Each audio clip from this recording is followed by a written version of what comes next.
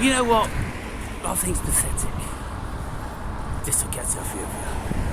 I think it's pathetic when you've got people that are like, oh, my old mummy's just died, or my father's just died, my dad. And I go, oh, how old are they then? And these fools that are saying this are about 50 or 60 years old. Oh, my mum was 97. Oh. I'm like, well, shut up. Fucking behave. You've obviously got fuck all in your life. Fucking to concentrate on more important than crying over spilt milk. It's not even spilt milk. It doesn't even amount to anything more than spilt milk. Of course, if you've got to take charge of all the nonsense funeral things, just don't do it. I'm like, if I was the only one, and my old mum died, and she's 92, and or my old man, and he's fucking 104, even if the cunt, like he was, fucking about 73 when he killed himself, it's kind of like his fucking choice. He had enough. He had enough, trust me, and so he fucked off. And then, you know, what is it with people about, oh, it's my mum? What do you mean it's your mum? It was your mum. Look, let's get things in perspective. It was your mum when you was a baby. When you was a little baby, yeah, it was your mum. And she was nice to you, and she probably, give you a tit to suck, and, she changed your fucking shitty nappies and all that. And, she did a few good things to you. Probably most times she forgot your birthday and she didn't buy you anything that you wanted for fucking Christmas in any case. And your bedroom was always fucking freezing because the bitch wouldn't turn the heating on. Oh, it's my mum. Yeah, what of it? What of it, people, really? Is it still your mum when she's 92 years old? What do you mean, mum? Let's have a look at the concept, mother. A mother, I don't think it's a person, it's a job. Mother is a job, isn't it? That's my mother. Whoa, she's got a fucking job to do. She's got to work cut out the unicorn. Yeah, it's a job, people. And then when the job's over, well, she's no longer a mother. She's an individual person in her own right, and when they get old, what are they? They're nothing. They fucking shit themselves, piss themselves. They're always grumbling about this, that and the other, dribbling, forgetting their own fucking name and your name and all that sort of stuff, and yet you all go, oh, here's my mum, here's my dad. Pathetic. I just saw a recent video of the megastar, the superstar, Jordan Peterson. Yes, Jordan Peterson. And somebody mentioned to him that, some bullshit about commiserations on your father's passing, and Peterson started to fucking cry like he's a little fucking bitch, like he's 4 years old. I'm like, oh, fucking, what is wrong with you? He was on Piers Morgan, and Peterson went, you always make me cry, Piers. Well, fucking hell. Piers showed a photo of the old fucker, and he's like this in a chair, and he's bold as fuck, and he can hardly keep his fucking eyes open, and that's what Peterson was crying over. What's going on, people? What's going on? Peterson, he's fucking mystifying the fucking world and everything like that, and inventing all sorts of dumb shit. Well, what's his thoughts on his dad? He had this relationship with his dad, and it seemed to me that it was very much like the relationship that Anna Freud had with her dad, Sigmund, right? Because Anna was very, very attached to her father, to the point whereby I'm not even sure whether she ever married or even had kids. She was absolutely devoted to her father, and everybody around her was like, you need fucking therapy. And she did have therapy. By who? By her dad. And she used to have to tell all the fucking sexual fantasies and all the rest of it to her dad. Can you imagine, people? Because she wouldn't have anybody else. She had that level of fixation. Now it seems to me that Peterson had this fixation because he's always talking to his dad, he's always phoning his dad, he's always looking for his dad's approval. And there's a letter that he wrote to his dad in Maps of Meaning. And in this letter, Peterson says that I think I've discovered something that nobody else has discovered about the root of evil. And he's looking for his old man's approval and his appraisal. And, you know, he wants him to say, "Well done, son. I knew you'd amount to something. I knew you'd be something big in the world, son." And, you know, when the old man died, well, who else was going to tell him that? You know, the father figure. You know, where would he look for his father figures? Where would Peterson look for his father figures? You know, because nobody else believes in the shit that he's always gone on about. Unless, of course, they're on money and it's all a fucking money merry-go-round. And then, you know, they're on the fucking bandwagon talking about the biblical corpus is so brilliant and it's so fucking super intelligent. Oh my goodness.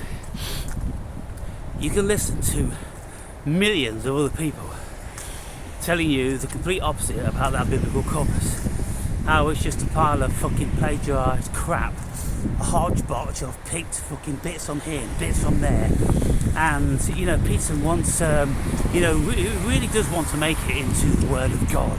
He really does want to make it into the ultimate wisdom of humanity. But when you look at the source of it, you see, it just came out of fucking mythology and people's insecurities and fantasies and drug-induced experiences and all the rest of it. But Peterson can't get his head around that. Where, you know, billions of other scholars have got their heads around that. The sources, of course, isn't it? And it just goes to show how stupid everything is.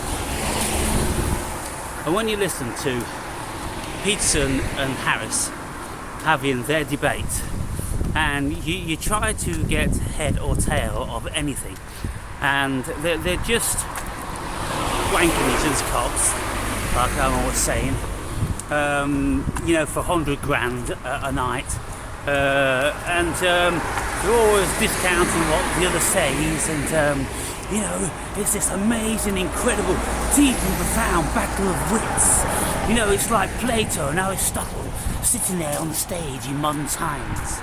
Only fuck all ever comes of it. Absolutely fuck all ever comes of it. And, you know, I don't know how much these idiots are paying to sit in front of these fucking freak shows. But, you know, it's just a sad reflection on humanity. It's pathetic. You know, if they're really interested in serious debate and discussions, then they'd read Plato's musings and people like that.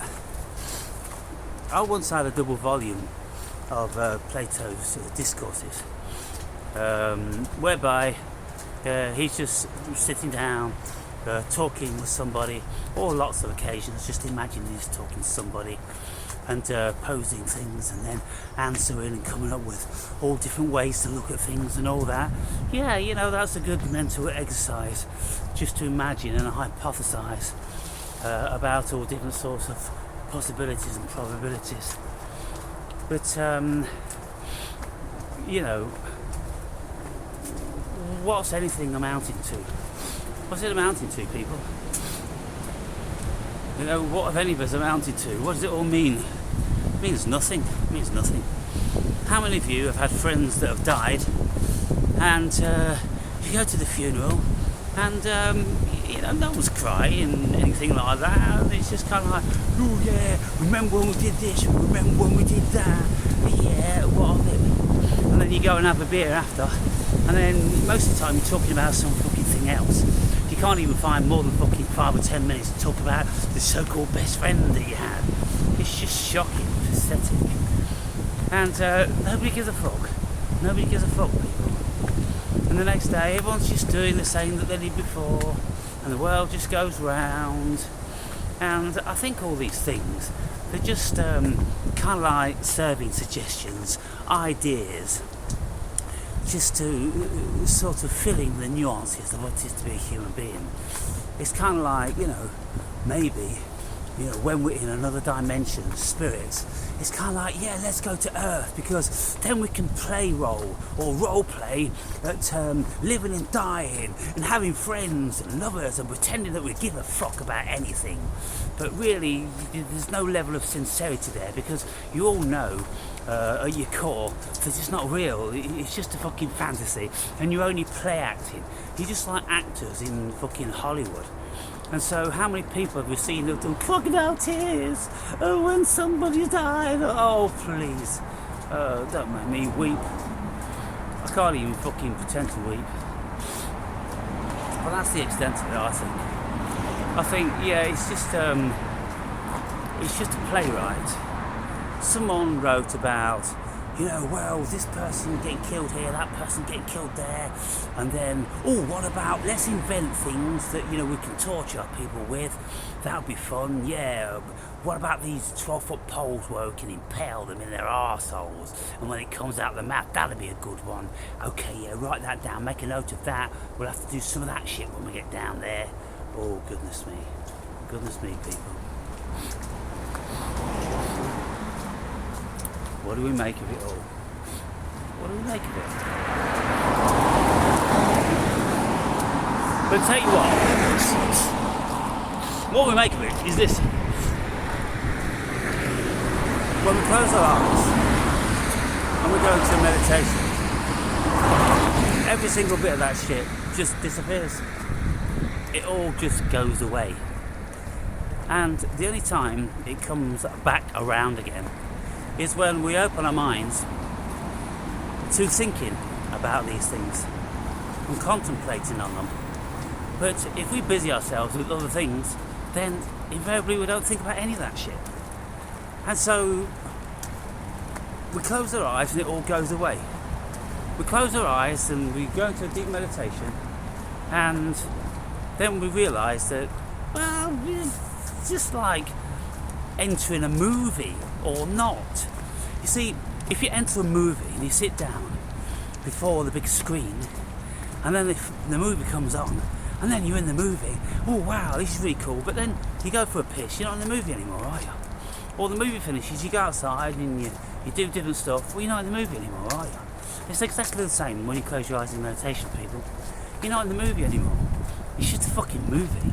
And then you open your eyes and it's kind of like, oh, this fucking shit again. Or you can think about this, or you can think about that.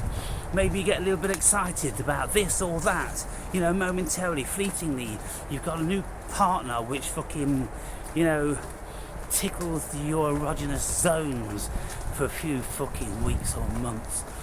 And then you want to fucking watch a different movie. It's just a movie, people. It's just a movie. Nothing matters. And nobody gives a fuck. So that's my thoughts of the day.